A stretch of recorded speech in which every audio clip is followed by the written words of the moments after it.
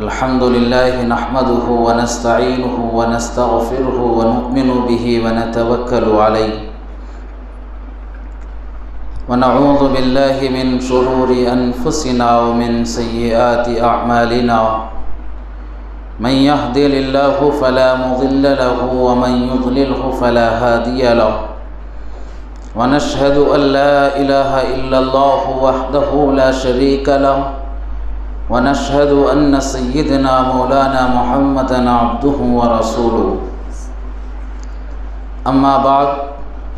فقد قال الله تبارك وتعالى في القرآن المجيد والفرقان الحميد فأعوذ بالله من الشيطان الرجيم بسم الله الرحمن الرحيم إن المسلمين والمسلمات والمؤمنين والمؤمنات والقانتين والقانتات والصادقين والصادقات والصابرين والصابرات والخاشعين والخاشعات والمتصدقين والمتصدقات والصائمين والصائمات والحافظين فروجهم والحافظات والذاكرين الله كثيرا والذاكرات أعد الله لهم مغفرة وأجرا عظيما صدق الله مولانا العظيم۔ سامعین محترم اور پردہ نشین مائیں اور بہنیں، ابھی میں نے قرآن کریم کی جو آیتیں تلاوت کی ہے، اس آیت کے اندر اللہ تبارک و تعالی نے ایمان والوں کے اوصاف کا تذکرہ فرمایا۔ قبل اس کے کہ اس کی وضاحت کروں، اس سے پہلے میں حافظ معین اکبر صاحب اور ان کی انتظامیہ اور ان کے رفقا کو بہت بہت مبارکبادی دیتا ہوں۔ آپ اپنے مدرسے کی مصروفیات اور اپنے گھر کی مصروفیات کو بالائے طاق رکھ کر اور اس کے اندر سے تھوڑا وقت جو بھی بچتا ہے اس کو نکال کر آپ امت کے نونہالوں کی جو فکر کر رہے ہیں، یہ بہت قابل ستائش ہے، بہت قابل مبارکباد ہے۔ یہ مکاتب بہت امت کی بہت ضرورت ہے آج کے اس پرفتن دور میں، اور جہاں نئے نئے فتنے ابھر رہے ہیں، نئے لوگوں کو بہکانے کی چیزیں ایجاد ہو رہی ہے، ایسے دور میں ان مکاتب کی بہت اشد ضرورت ہے۔ اللہ تبارک و تعالی ان کی محنتوں کو قبول فرمائے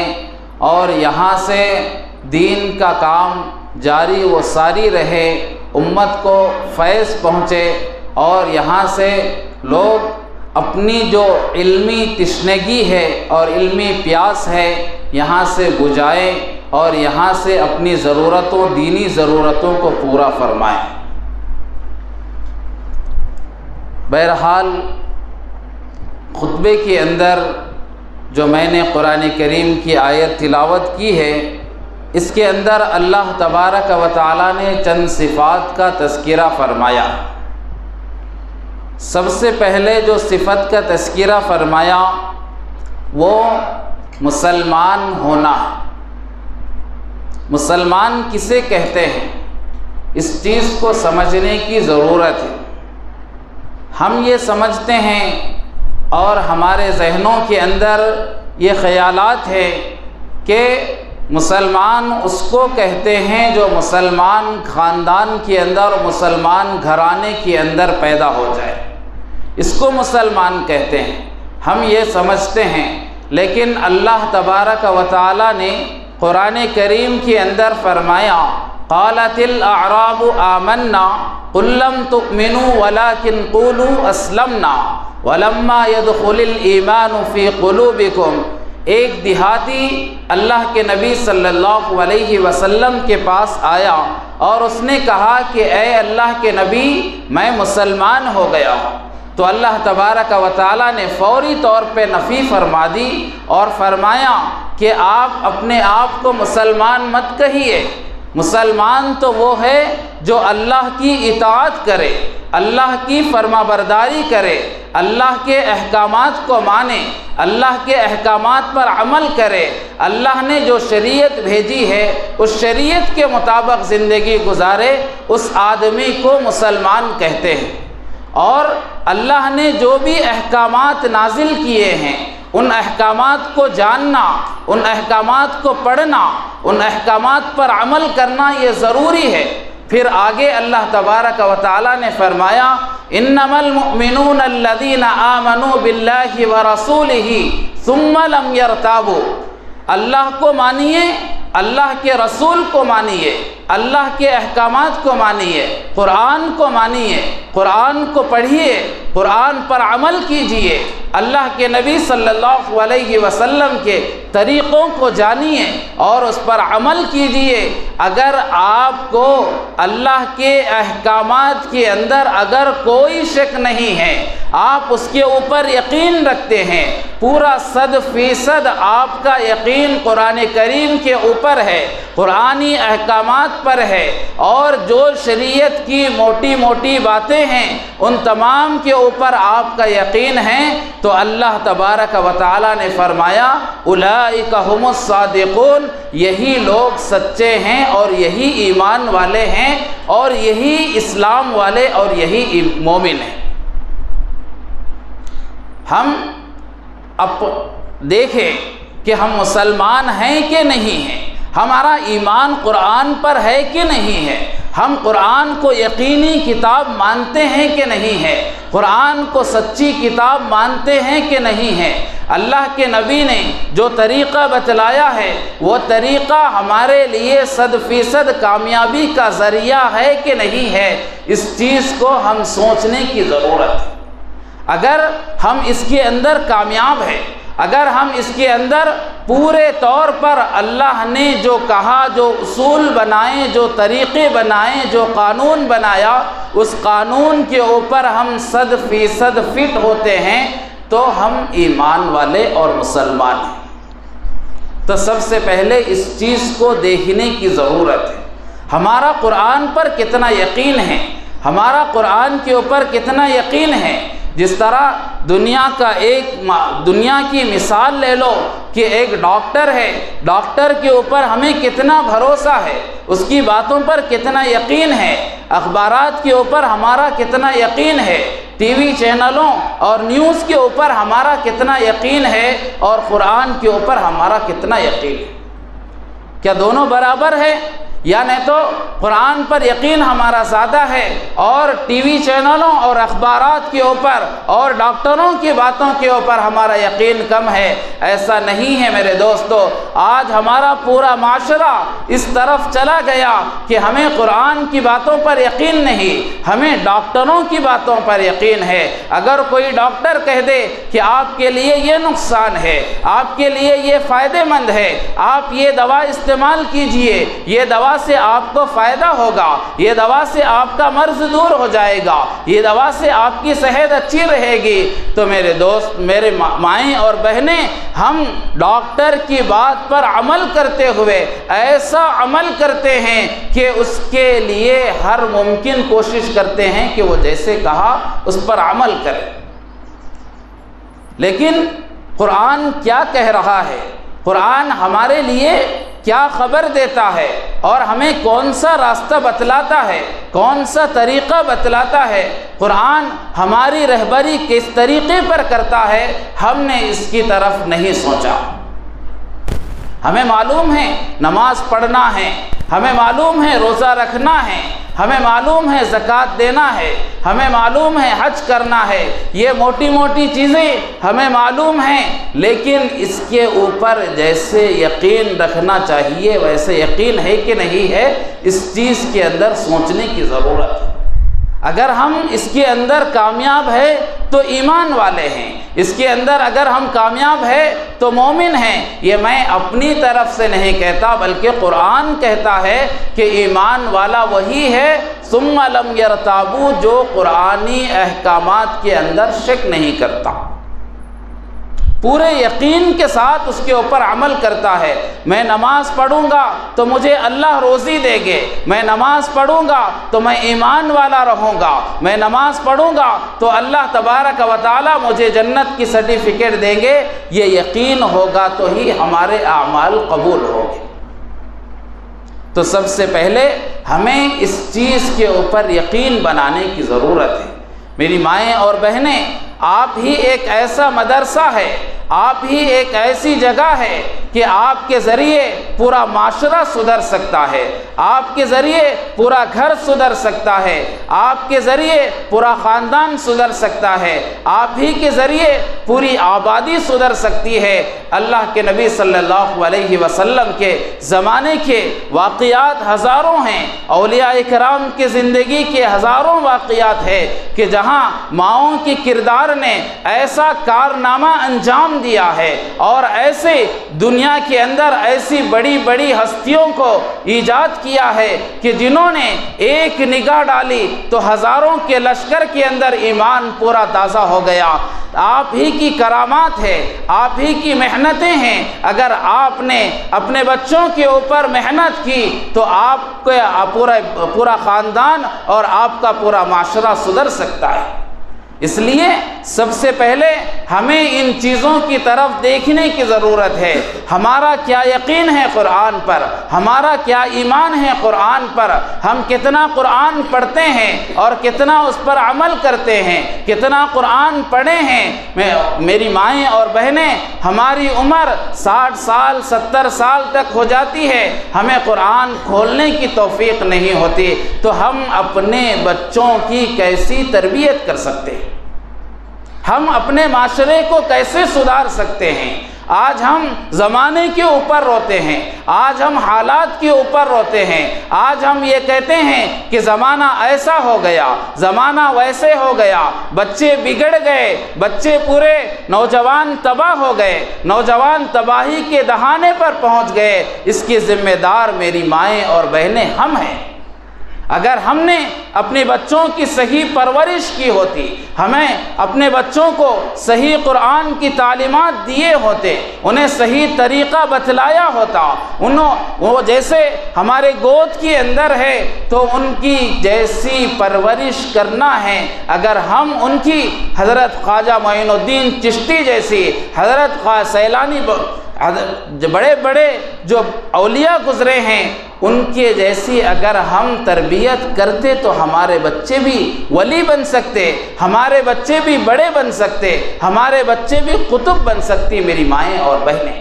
سب سے پہلے ہمیں اس چیز کی طرف توجہ دینے کی ضرورت ہے۔ آج ہم ہی ایمان سے دور ہے، اسلام سے دور ہے، تعلیمات سے دور ہے، قرآنی احکامات سے دور ہے، جس کی بنا پر ہمارے بچے اسلام سے دور ہوتے چلے جا رہے ہیں۔ ایک مول صاحب بچہ جوانی کی دہلیز پر قدم رکھتا ہے اور اسے جیسے ہی ہوش آتا ہے تو اس کے بعد اس کو پڑھاتے ہیں، اس کو سمجھاتے ہیں، لیکن آپ میری مائیں اور بہنیں اپنے گود ہی سے اپنے بچوں کی تربیت کر سکتے ہیں، انہیں صحیح راستہ بتلا سکتے ہیں، انہیں صحیح طریقہ بتلا سکتے ہیں، یہ آپ ہی کر سکتے ہیں۔ تو یہ کب ہوگا؟ جب ہم قرآن پڑھیں گے، قرآنی تعلیمات سے ہم آگاہ ہوں گے، نمازوں کے پابند رہیں گے، نمازوں کی تعلق سے ہم بیدار رہیں گے، تو تب جا کر ہمارا معاشرہ اچھا بن سکتا ہے۔ قرآن کریم کے تعلق سے اللہ کے نبی صلی اللہ علیہ وسلم نے فرمایا کہ قرآن کریم ایک ایسی کتاب ہے جس کے بغیر آدمی کوئی بھی عبادت نہیں کر سکتا۔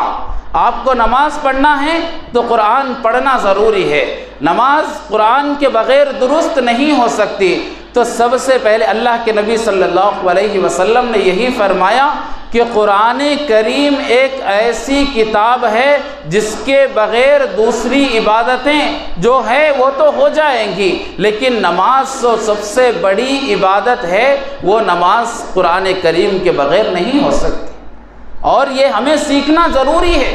اس کے بغیر تو کوئی چارہ کار نہیں ہے۔ اگر ہم روزہ رکھتے رہے اور ہم زکوٰۃ دیتے رہے، خیرات کرتے رہیں، تو یہ میری مائیں اور بہنیں کل قیامت کے دن دوسرے نمبر پر آئیں گی، سب سے پہلے جو آئے گا وہ نماز کے تعلق سے آئے گی۔ تو نماز قرآن کریم کے اوپر موقوف ہے۔ قرآن کریم اگر ہم سیکھیں گے تو نمازوں کے اندر پابندی، نمازیں پڑھنے کا شوق پیدا ہوگا، نمازیں پڑھنے کا اہتمام ہوگا، تو ہمیں سب سے پہلے قرآن کریم کو سیکھنا چاہیے۔ اگر ہم قرآن کریم کو سیکھیں گے اور ہم نمازیں پڑھتے رہیں گے تو ہمارے بچے دیکھیں گے تو وہ بھی اپنے والدین کے نقش قدم پر چلیں گے۔ بچہ پیدا ہوتے ہی اللہ کے نبی صلی اللہ علیہ وسلم نے فرمایا کہ وہ کسی مذہب کو ماننے والا نہیں رہتا، بلکہ پیدا ہونے کے بعد بچہ یہ دیکھتا ہے کہ ماں کی مطلب گھر والوں کی کیا احوال ہے، کیا کیفیات ہے، وہ کیا کرتے ہیں، صبح کب اٹھتے ہیں، وہ صبح اٹھنے کے بعد کیا کرتے ہیں، ان کا کیا طرز زندگی ہے، وہ کس چیز کو مانتے ہیں۔ اگر وہ قرآن کو ماننے والے ہیں تو بچہ بھی قرآن کو مانے گا، اگر وہ دین کو ماننے والے ہیں تو بچہ بھی دین کو مانے گا۔ لیکن اگر ہم مائیں اور بہنیں، اگر ہمارا مزاج یہ ہے کہ ہم 10 بجے اٹھتے ہیں تو ہمارا بچہ بھی 10 بجے اٹھے گا۔ ہم جیسے رہتے ہیں، جس ماحول کو ہمارے بچے دیکھتے ہیں، جس ماحول میں پرورش پاتے ہیں، ہمارا بچہ بھی ویسے ہی عمل کرنے اور ویسے ہی طرز زندگی گزارنے کی کوشش کرے گا۔ اس لیے ہم گھر کے ماحول کو سدھار سکتے ہیں، ہم گھر کے ماحول کو بنا سکتے ہیں، ہم گھر کے اندر خیر و برکت کے فیصلے لا سکتے ہیں، ہم گھر کے اندر خیر و برکت کے فیصلے آنے کا ذریعہ بن سکتے ہیں۔ تو ان کے لیے سب سے پہلے ہمیں قرآن کریم کو سیکھنا ہوگا۔ قرآن کریم کی تعلیم بہت ضروری ہے میری مائیں اور بہنیں۔ قرآن کریم ایک ایسی کتاب ہے، اللہ تبارک و تعالیٰ نے فرمایا کہ قرآن کریم انسانوں کی ہدایت اور رہنمائی کے لیے بھیجی گئی ہے۔ قرآن کریم ایک ایسی کتاب ہے جو انسان گمراہی کے راستے پر ہے، جو انسان اللہ سے دور ہے، جو انسان معصیت کی طرف ہے، اس کو اللہ قرآن کریم ان چیزوں سے نکال کر اللہ کے راستے پہ لاتا ہے۔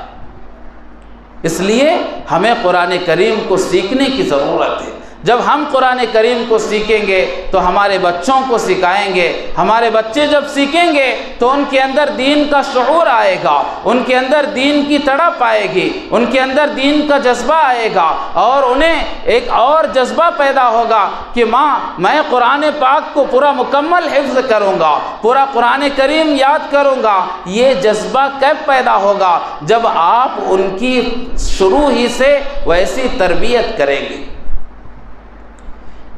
ہم کیا سوچتے ہیں کہ ہمارا بچہ جیسے ہی بڑا ہوا،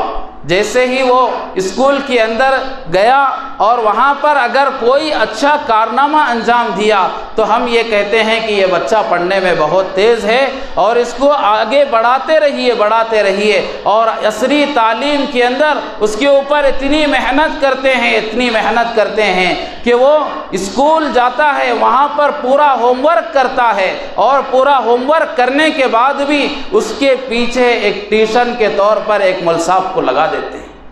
یہ دنیا کے اوپر ہماری اتنی محنت ہو رہی ہے، کیوں؟ اس لیے کہ ہمیں دنیا چمک دمک نظر آ رہی ہے۔ دنیا، ہم یہ سمجھتے ہیں کہ دنیا کے اندر اگر کوئی آدمی عصری تعلیم اچھی حاصل کر لے گا تو اس کے اندر عیش و آرام اور سکون اور راحت کی اسباب مہیا ہو جائیں گے۔ ہم یہ سمجھتے ہیں میری مائیں اور بہنیں، لیکن اس تعلق سے ہم بہت کم سوچتے ہیں کہ ہمارا بچہ کیسے قرآن پڑھے، ہمارا بچہ کیسے دین کے طرف راغب ہو جائے، ہمارے بچے کے اندر اسلام کے تعلق سے اور اسلام کے تئیں معلومات آ جائے اور اس کے اندر آگے بڑھے، یہ اس کے اندر محنت کرے۔ اس تعلق سے ہم میری مائیں اور بہنیں بہت کم سوچتے ہیں۔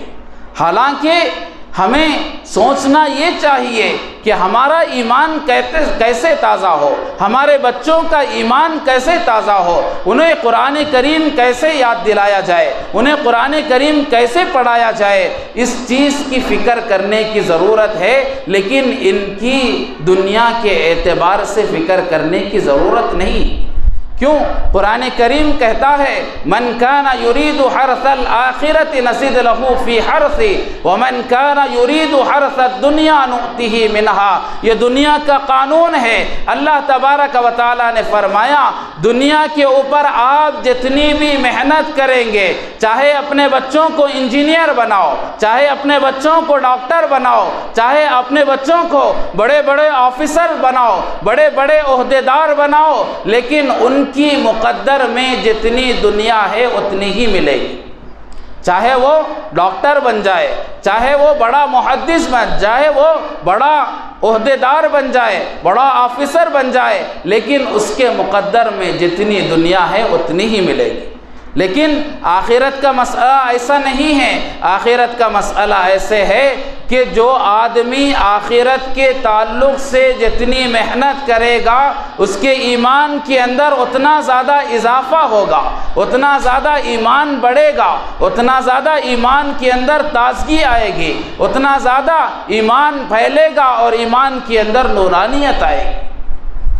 لیکن ہم کیا سوچتے ہیں؟ بچے کی دنیا بنانے کے تعلق سے سوچتے ہیں بچہ کیسے دنیاوی تعلیم پڑھے، کیسے بچہ آگے بڑھے، کیسے بچہ انگریزی تعلیم کے اندر ایک مہارت حاصل کرے۔ ہم اس چیز کے اندر تو میری مائیں اور بہنیں بہت زیادہ سوچتی ہے، اور ہمارا ماحول تو ایسے بن چکا ہے کہ گھر کے اندر اگر ایک دو بچے ہیں اور ان میں جو بچہ بہت ذہین ہے اس کو دنیاوی تعلیم کے اندر آگے بڑھانے کی ماں باپ پورے گھر والے کوشش کرتے ہیں، اور جو بچہ کند ذہن ہے اس کے تعلق سے ہمارا یہ ذہن ہوتا ہے کہ اس کو مدرسے کے اندر لے جا کر ڈال دو، وہاں پر رہے گا تو مول صاحب سنبھال لیں گے۔ یہ ہمارا ذہن بن چکا ہے۔ یہ غلط ہے میری مائیں اور بہنیں۔ ہم اپنے بچوں کو عصری تعلیم پڑھائیں اور بہت زیادہ پڑھائیں، خوب پڑھائیں، اس لیے کہ ہم عصری تعلیم پڑھانے سے منع نہیں کرتے۔ آپ اپنے بچوں کو ڈاکٹر بنائیے، اپنے بچوں کو انجینئر بنائیے، اپنے بچوں کو بڑے بڑے آفیسر بنائیے، اور اپنے بچوں کو دنیا سے کندھے سے کندھا ملانے کے قابل بنائیے، اور بہت بڑے آفیسر اور بہت بڑے تعلیم یافتہ بنائیے۔ لیکن ان کے ساتھ ساتھ اگر آپ خالی عصری تعلیم پڑھائیں گے اور ان کو دین سے دور رکھیں گے اور ان کو تعلیمات سے دور رکھیں گے، انہیں دینی تعلیم سے اور رسول اللہ صلی اللہ علیہ وسلم کی زندگی سے اگر انہیں دور رکھیں گے اور ان کے آئیڈیل سے دور رکھیں گے اور ان سے کوئی واقفیت نہیں کرائیں گے، تو میری مائیں اور یہ بہنیں، یہی بچے آگے چل کے مستقبل کے نوجوان ہیں، اور یہی اسلام کے نوجوان ہیں، اور یہی اسلام کے ذمہ دار ہے۔ اگر آپ نے ان کی صحیح تربیت نہیں کی اور انہیں جن چیزوں کی ضرورت تھی اگر وہ چیزیں انہیں نہیں سکھلائی، تو یہ لوگ دین کے اوپر عمل نہیں کریں گے، بلکہ رفتہ رفتہ ایسے ہو جائے گا کہ یہ لوگ دین سے دور ہو جائیں گے۔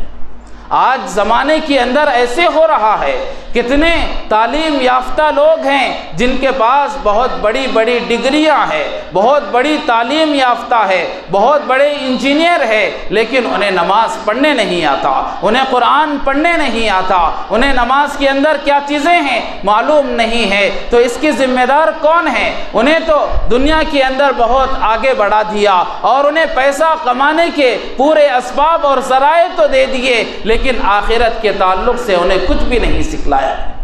اس کی ذمہ دار کون ہے میری مائیں اور بہنیں؟ وہ اگر اسے دنیا نہیں سکھلاتے تو وہ کہیں پر جا کر مزدوری کر لیتا،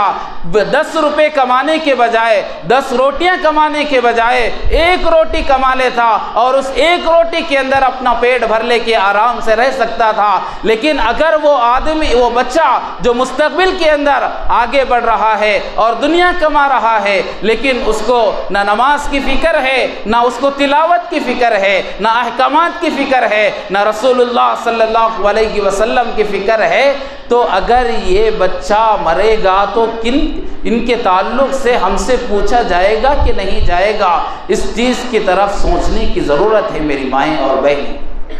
اللہ کے نبی صلی اللہ علیہ وسلم نے فرمایا کلکم راعن وکلکم مسئول عن رعیتہ، جو آپ کے ذمے ہیں اس کے تعلق سے کل قیامت کے دن اللہ تبارک و تعالی جب اپنی عدالت لگائیں گے تو آپ سے یہ سوال کریں گے کہ آپ کو ہم اولاد دیے تھے، آپ کو اتنے بچوں کی ذمہ داری دیے تھے، اتنے بچوں کی پرورش کی ذمہ داری دیے تھے، ان کے کھانے پینے کی تو کوئی ذمہ داری کی آپ کو ضرورت نہیں ہے، سب سے زیادہ ان کی ذمہ داری کی ضرورت دین کے اعتبار سے ہے، اس کے تعلق سے آپ نے کیا کیا؟ یہ چیزیں اگر ہم سے پوچھی جائیں گی تو ہم کیا جواب دیں گے میری مائیں اور بہنیں؟ اس لیے ہم گھر کے اندر رہتے ہیں، سب سے زیادہ بچے ہمارے قریب رہتے ہیں، والد سے زیادہ بچے ماں کے قریب رہتے ہیں، اس لیے ماں زیادہ مستحق ہے اپنے بچوں کو سدھارنے، اپنے بچوں کو صحیح راستہ بتلانے اور اپنے بچوں کی صحیح تربیت کرنے اور اپنے بچوں کو صحیح آئیڈیل اور صحیح راستہ بتلانے کی جتنی ماں ذمہ دار ہے، باپ اتنا زیادہ ذمہ دار نہیں ہے۔ شریعت نے بھی یہی کہا کہ گھر کی ذمہ داری ماؤں کی ہے، گھر کے اندر کا پورا دیکھ بھال کرنا یہ ماؤں کی ذمہ داری ہے، کاروبار کے اعتبار سے، ان کو نان و نفقہ لا کر دینے کے اعتبار سے، ان کا کپڑا، ان کا جو بھی ہے ان تمام چیزوں کا انتظام کرنے کے اعتبار سے یہ باپ کی ذمہ داری ہے، لیکن بچوں کی تربیت کے اعتبار سے، ان کو گھر میں رہن سہن اور ان کا طریقہ سکھلانے کے اعتبار سے، احادیث نبویہ کے اندر، اسلاف کے طرز زندگی کے اندر ہمیں یہی سبق ملتا ہے کہ یہ تمام چیزیں ہماری مائیں اور بہنوں کی ذمہ داری ہیں۔ اس چیز کی طرف ہمیں توجہ دینے کی ضرورت ہے۔ اگر ہم نے اپنے بچوں کی طرف اس دینی اعتبار سے، تعلیمی اعتبار سے، قرآنی اعتبار سے، احادیث کے اعتبار سے اگر ہم نے اس کی طرف کوئی توجہ نہیں دی میری مائیں اور بہنیں، تو یہ بچے آج کے بچے ہیں، کل کے جوان ہونے والے ہیں، یہ تو یہ ہمارے ہاتھوں سے نکل جائیں گے۔ آج آپ خود اپنے گھر کے اندر دیکھ سکتے ہیں کہ جو بچے کی اگر ہم نے صحیح تربیت نہیں کی تو اس کے اندر کتنا دین کے اعتبار سے شعور ہے، کتنا وہ دین پر عمل کرنے والا ہے۔ بعض گھرانے تو ایسے ہیں، وہاں کے نوجوان بچے ایسے ہیں، وہ نماز کے تعلق سے کچھ بھی نہیں جانتے، قرآن کے تعلق سے کچھ بھی نہیں جانتے، ان کی کوئی غلطی نہیں ہے میری مائیں اور بہنیں، غلطی ہماری ہے، غلطی یہ سب ہماری ہے کہ ہم نے ان کی بچپن کے اندر صحیح پرورش نہیں کی ہے۔ اور آج تو ہمارا زمانہ اور ہمارا ماحول ایسے ہو گیا ہے کہ کوئی بچہ اگر ہمیں 2-4 پیسے لا کر دے دے گا اور کوئی کاروبار کر لے گا اور کاروبار کے اندر اچھا ایک گھر چلانے کی ذمہ داری لے لے گا تو ہم یہ سمجھتے ہیں کہ ہمارا بچہ بہت قابل نکلا، ہمارا بچہ بہت کام کا نکلا اور ہمارا بچہ بہت بڑی ذمہ داری اٹھا رہا ہے۔ واقعتاً بچہ بہت بڑی ذمہ داری اٹھا رہا ہے اور یہ ذمہ داری اٹھانا یہ اس کا فرض ہے، وہ تو اپنا فرض ادا کر رہا ہے کہ والدین کو پالنا، والدین کی ان کی دیکھ بھال کرنا، ان کی پوری ذمہ داری کو قبول کرنا، یہ تو بچہ اپنی ذمہ داری ادا کر رہا ہے۔ لیکن کل قیامت کے دن بچے کے بجائے ہمارے سے بھی یہ سوال کیا جائے گا کہ بچہ اپنی ذمہ داری پوری ادا کر دیا، وہ آپ کو کھلانا تھا کھلا دیا، وہ آپ کو دوائیں لا کر دینا تھا وہ تو لا کر دے دیا، وہ آپ کی دیکھ بھال کرنا تھا وہ آپ کی دیکھ بھال پوری کر دیا، لیکن آپ نے اس کے تعلق سے، دین کے تعلق سے اس کی کتنی فکر کی ہے؟ یہ کس سے سوال کیا جائے گا؟ کیا بچے ہی سے سوال کیا جائے گا؟ نہیں میری مائیں اور بہنیں، یہ ہم سے سوال کیا جائے گا۔ یہ بچے اللہ کی امانت ہے ہمارے پاس، یہ بچے اللہ کی امانت ہے ہمارے پاس۔ کل اللہ تبارک و تعالی ان بچوں کے تعلق سے ہم سے پوچھیں گے اللہ تبارک و تعالی قرآن کریم کے اندر ایک جگہ ارشاد فرماتے ہیں یا ایھا الذین آمنوا قوا انفسکم واہلیکم نارا، اے ایمان والو اور جہنم کی آگ سے اپنے آپ کو بھی بچاؤ اور اپنے بچوں کو بھی جہنم کی آگ سے بچاؤ۔ اس آیت سے اللہ تبارک و تعالی ماؤں اور بہنوں کی ذمہ داری کا احساس دلانا چاہتے ہیں اور یہ کہنا چاہتے ہیں کہ جس طرح آپ کو اپنے جہنم کی آگ سے بچنا ضروری ہے، اسی طرح اپنے گھر والوں کو بھی جہنم کی آگ سے بچانا ضروری ہے۔ اس لیے میری مائیں اور بہنیں، سب سے پہلے تو ہمیں اپنی فکر کرنا ہے، اپنی آخرت سنوارنا ہے، اپنی آخرت بنانا ہے۔ آخرت کے اندر ہم سے اللہ کیسے راضی ہو جائے، آخرت کے اندر اللہ تبارک و تعالی کیسے نام اعمال ہمارے سیدھے ہاتھ میں دے۔ جب ہم اللہ کے سامنے ٹھہرے تو ہمیں کوئی شرمندگی نہ ہو، ہماری زندگی پر کوئی ہمیں شرمندگی نہ ہو اور کوئی افسوس نہ ہو۔ اللہ سے جب ملاقات ہو تو ہمیں خوشی ہو، اللہ کے دیدار کی ہمیں تمنا ہو۔ ایسی زندگی سب سے پہلے ہمیں اپنی زندگی کو ایسی بنا لینا ہے، پھر اس کے بعد ساتھ ساتھ اپنے بچوں کی زندگی کے تعلق سے بھی یہی سوچنا ہے۔ یہ مت سمجھیں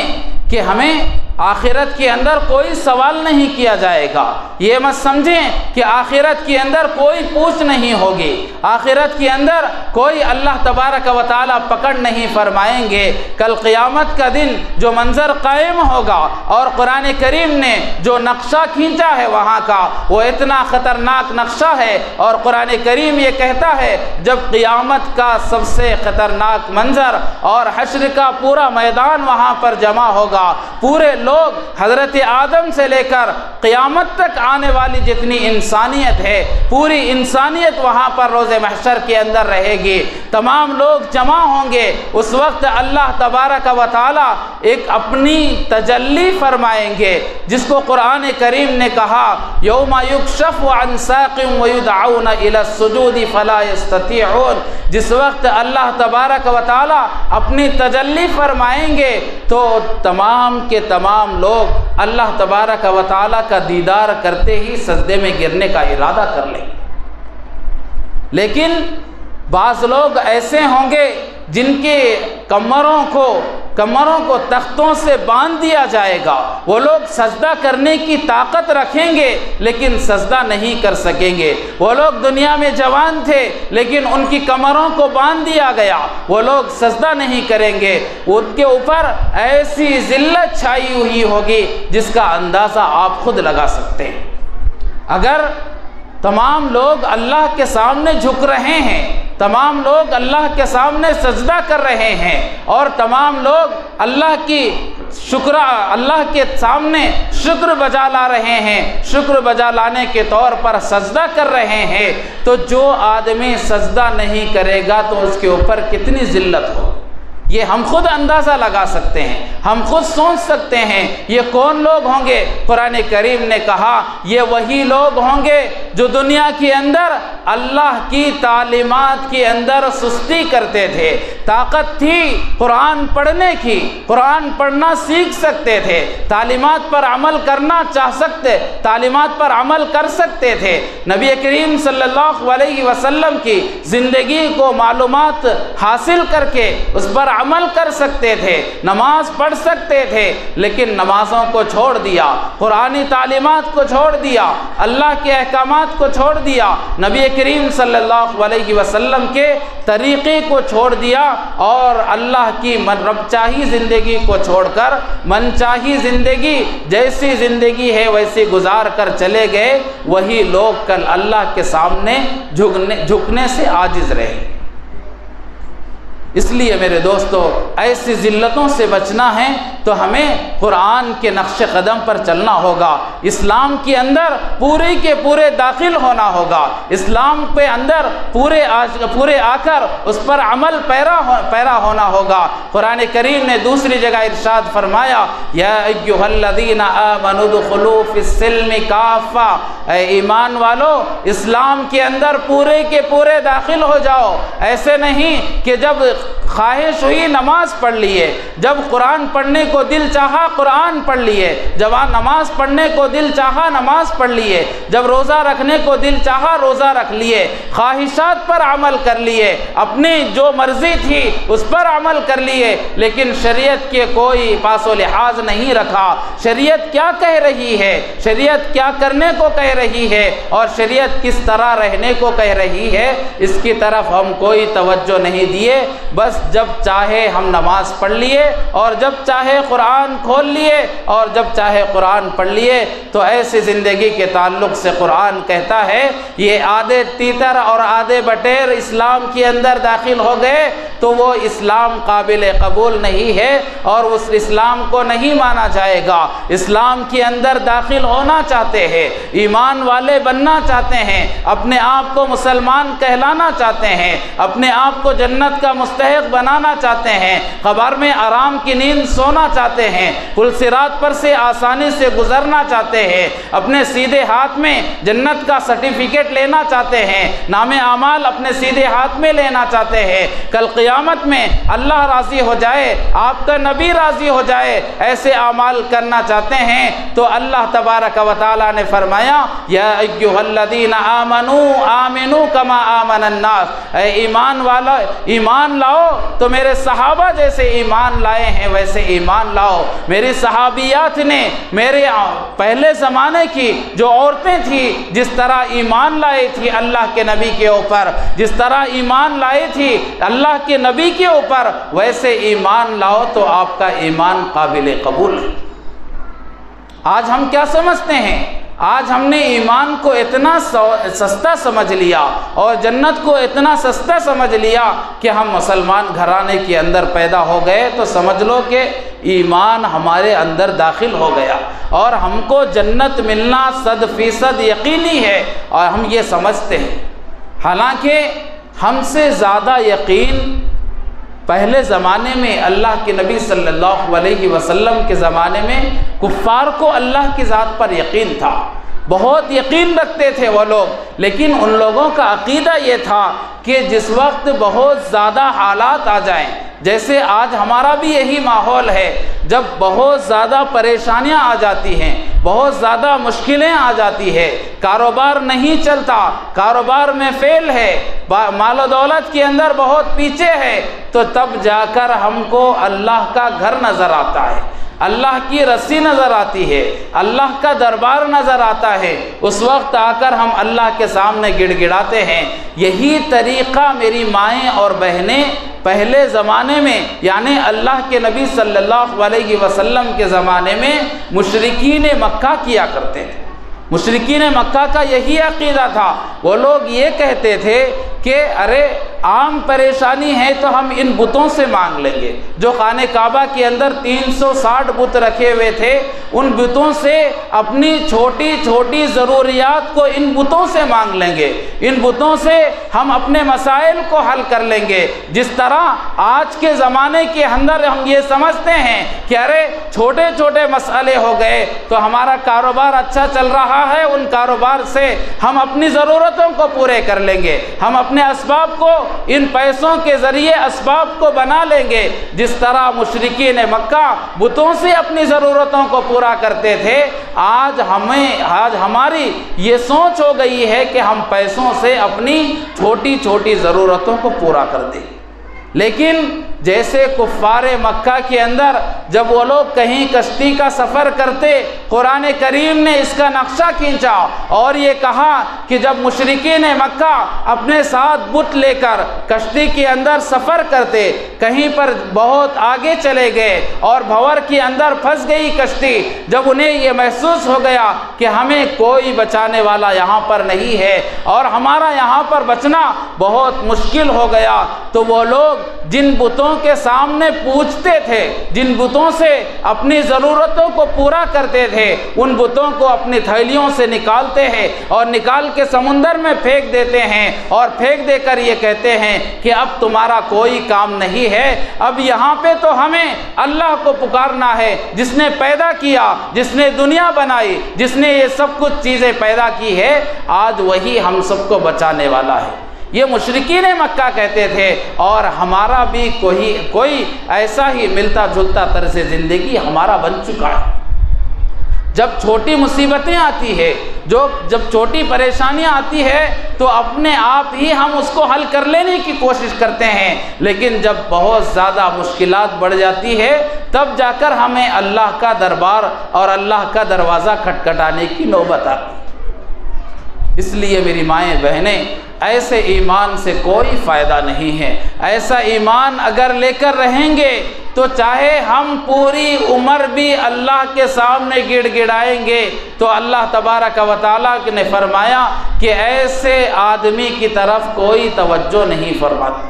ایک مرتبہ اللہ کے نبی صلی اللہ علیہ وسلم مسجد نبوی میں بیٹھے ہوئے تھے۔ ایک آدمی بہت دور سے سفر کرتا ہوا ایک مسجد کے کنارے میں آ کر بیٹھ گیا، اور نماز پڑھنے کے بعد اللہ سے اتنا دعا مانگ رہا اور اتنا گڑ گڑا رہا۔ صحابہ وہاں پہ بیٹھے ہوئے تھے، صحابہ کو بہت ترس آیا، اور صحابہ نے اللہ کے نبی صلی اللہ علیہ وسلم سے کہا کہ اے اللہ کے نبی، ان کو دیکھیے وہ کتنا رو رہے ہیں اور اللہ کے سامنے کتنا گڑ گڑا رہے ہیں، ہم چاہتے ہیں کہ ان سے ہم فریاد کریں، آپ اپنی دعاؤں کے ساتھ ہمیں بھی اپنی دعاؤں کے اندر شامل کر لے۔ لیکن اللہ کے نبی صلی اللہ علیہ وسلم نے فرمایا جب تم اللہ کے سامنے گڑ گڑاؤ تو اس کے سامنے جھکنے کی ضرورت نہیں ہے اور اس کے سامنے ہاتھ پھیلانے کی ضرورت نہیں ہے، بلکہ دل کے اندر یہ تڑپ ہونا چاہیے، دل کے اندر یہ جذبہ ہونا چاہیے، اور دل کے اندر یہ احساس ہونا چاہیے کہ میرا مسئلہ اگر حل ہوتا ہے تو اللہ کے دربار ہی سے حل ہوتا ہے، اس کے علاوہ کہیں سے میرا یہ مسئلہ حل ہونے والا نہیں ہے۔ جب تک یہ یقین نہیں ہوگا اللہ تبارک و تعالیٰ بھی ہماری عبادتوں کی طرف کوئی توجہ نہیں فرماتا۔ اس لیے ضرورت اس بات کی ہے میری مائیں اور بہنیں کہ ہم اپنی بھی آخرت کی فکر کریں، جس طرح ہم اپنی دنیا اور اپنے بچوں کی دنیا کی فکر کرتے ہیں، ان کو اچھا پڑھانا، ان کو اچھی تعلیم دینا، جس طرح ان چیزوں کی فکر کرتے ہیں، اس پر کوئی روک نہیں ہے۔ آپ اپنے بچوں کو اعلیٰ تعلیم دیجیے، اچھے اسکولوں میں پڑھائیے، اچھے بڑے بڑے ڈگریاں حاصل کرائیے، ڈاکٹر انجینئر بنائیے، اس میں کوئی بھی نہیں روکتا، لیکن آپ اپنے بچوں کے جس طرح فیوچر کو بنانے کے لیے دن رات محنت کرتے ہیں، ان کے اوپر ہر طرح کی محنت اور ہر طرح کی نگرانی کرتے ہیں، اسی طرح ان کی آخرت کے تعلق سے بھی سوچے اور ان کی آخرت کی بھی فکر کرے۔ آپ حضرات سے یہی گزارش ہے اور یہی کیا جاتا ہے۔ ہمارے مکاتب کے اندر بھیجیے بچوں کو اور ان کو دینی تعلیم سے آراستہ کرائیے، اور یہاں پر تو ماشاءاللہ حافظ معین صاحب بتاتے رہتے ہیں کہ عورتوں کے تعلق سے بھی تعلیم کا نظم ہے، اور آپ بھی یہاں پر آ کر دینی تعلیم حاصل کر سکتے ہیں۔ یہ بہت بڑی بات ہے میری مائیں اور بہنیں، یہ احسان کے طور پر ہے کہ اللہ تبارک و تعالیٰ نے ہماری ہدایت کے لیے یہ ایک مکتب کو یہاں پر قائم فرما دیا ہے، ورنہ ہم یہاں پر آ کر 10 سال ہو گئے تھے، کوئی ایسا نظم نہیں تھا، کوئی ایسی فکر کرنے والا نہیں تھا، کوئی اس تعلق سے سوچنے والا نہیں تھا۔ بچوں کے تعلق سے، صفائی کے تعلق سے مسجد کے اندر صفائی ہوتی ہے، بچوں کے تعلق سے سوچنے کا تو ایک ماحول بنا ہوا ہے، لیکن عورتوں کے تعلق سے جو نمازوں سے دور ہے، جو تعلیمات سے دور ہے، جو قرآن کے پڑھنے سے دور بہت دور ہے اور انہیں قرآن پڑھنے نہیں آتا، ان کی فکر کر کے ایک نظام کو بنانا، ایک ماحول تیار کرنا،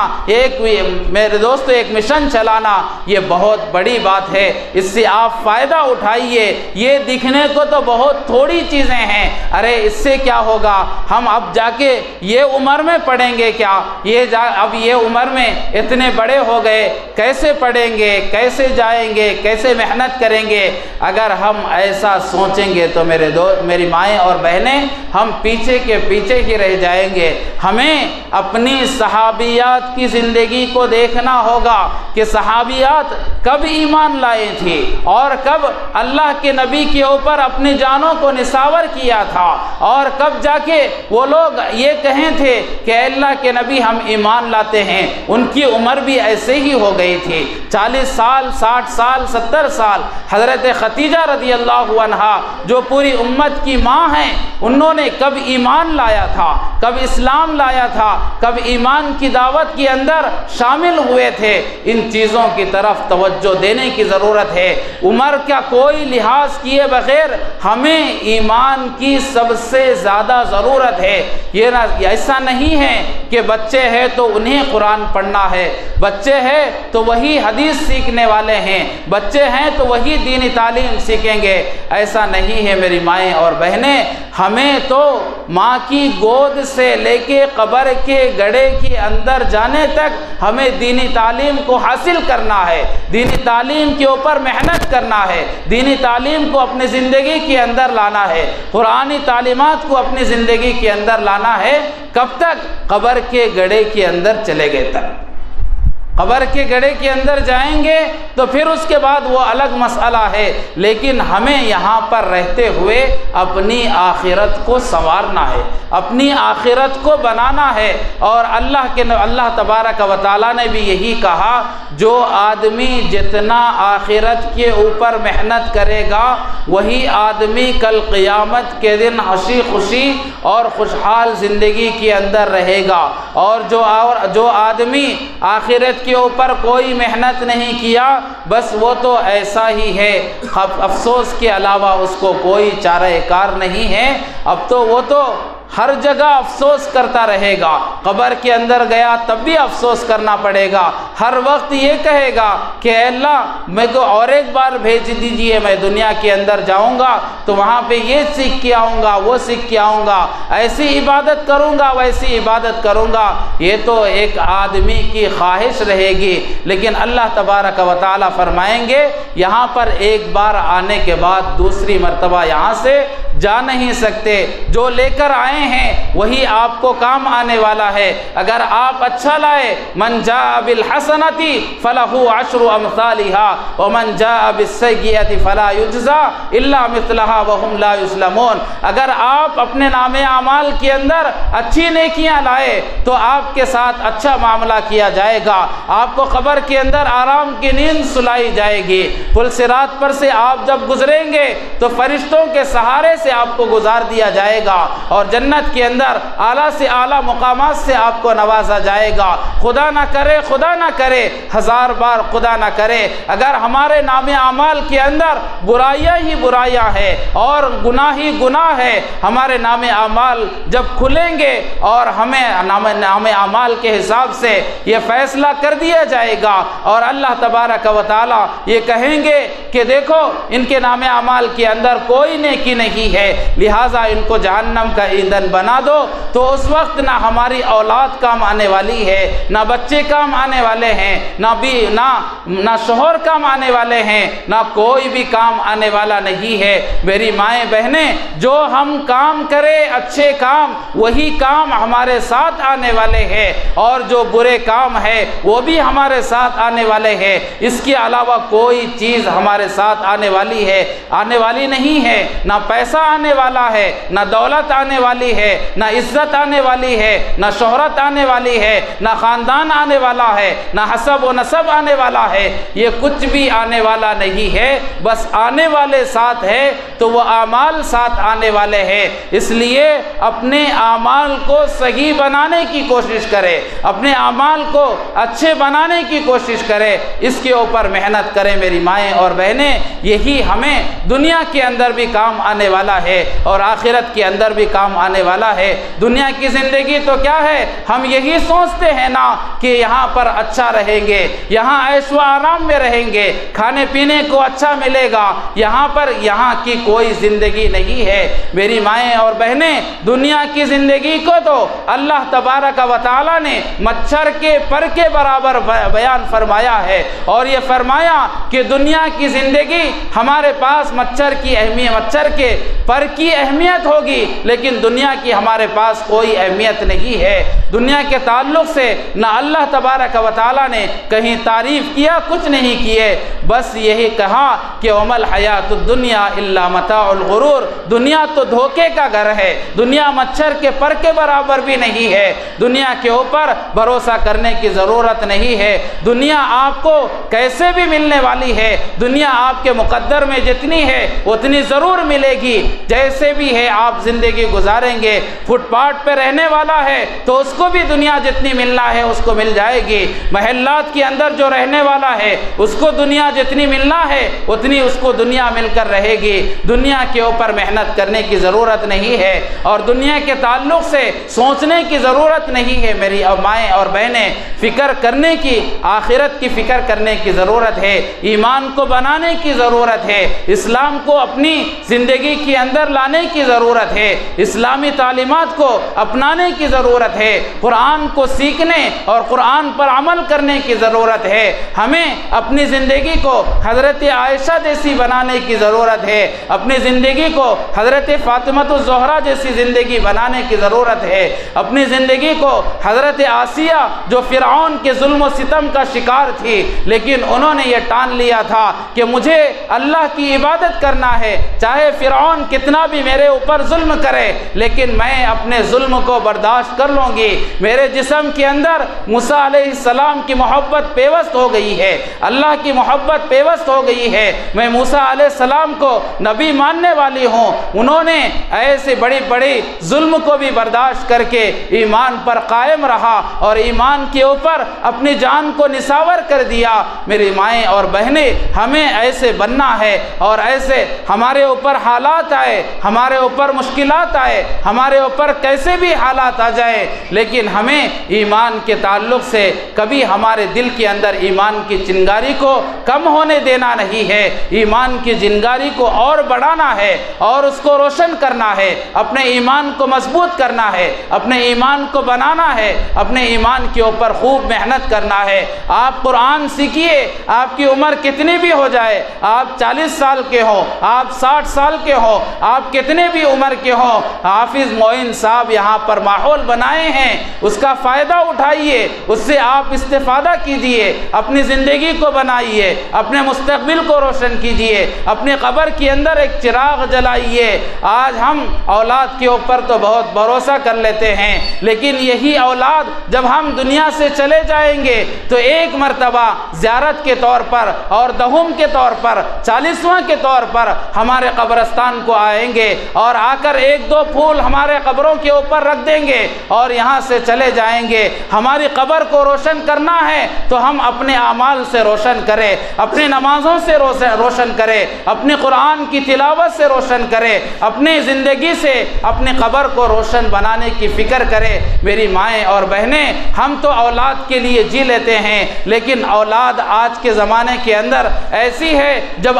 تک ان کے ساتھ اچھا معاملہ کریں گے تو وہ آپ کے ساتھ اچھا معاملہ کریں گے، جب آپ ان کے ساتھ دنیاوی اعتبار سے ان کے اوپر کتنی بھی محنت کر لو وہ لوگ آپ کو قبر تک ہی آپ کا ساتھ دیں گے۔ اس کے بعد کئی ایسے مثالیں دنیا کے اندر موجود ہے جب دنیا کے اندر ماں باپ آپ کو ہم کو پڑھا کر لکھا کر ایک بہت بڑے عہدے پر فائز کر کے وہ لوگ چلے جاتے ہیں تو ان کی طرف قبرستان کی طرف کوئی پلٹ کے دیکھنے والا بھی نہیں ہے۔ اس لیے میری مائیں اور بہنیں، ہمیں کام آنے والی زندگی تو آخرت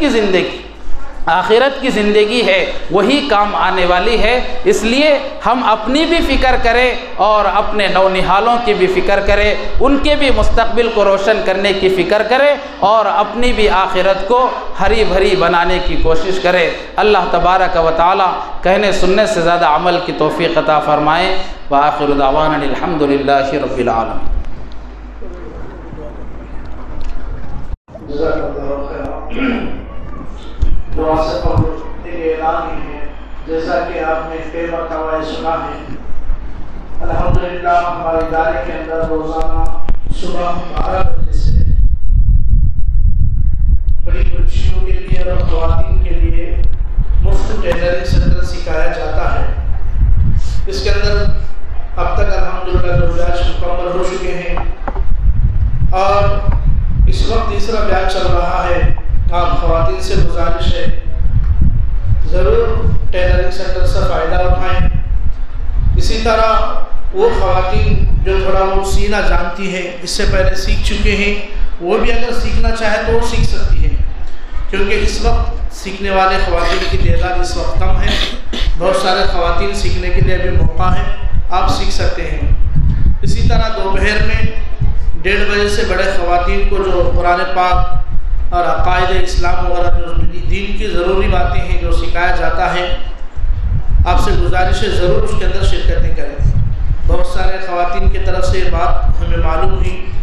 کہ بڑی بڑی خواتین آ رہی ہیں جو قرآن سیکھنا چاہتی ہیں، ان کی زبان نہیں پلٹ رہی، اس لیے وہ لوگ آنا بند کرتی ہیں. ان سے میری گزارش ہے آپ کوشش کریے تجوید کو سیکھنے کی. پھر بھی زبان نہیں پلٹ رہی، کوئی ٹینشن لینے کی بات نہیں. کم از کم دعائیں، پھر اسی طرح نماز کس طرح پڑھنا چاہیے، پھر اسی طرح دین کے موٹے موٹے جو مسائل ہیں جو عورتوں کے ساتھ خاص ہوتے ہیں، ایسے مسائل کو سیکھنے کی خاص آپ کوشش کریں. اللہ پاک عمل کی توفیق عطا فرمائے.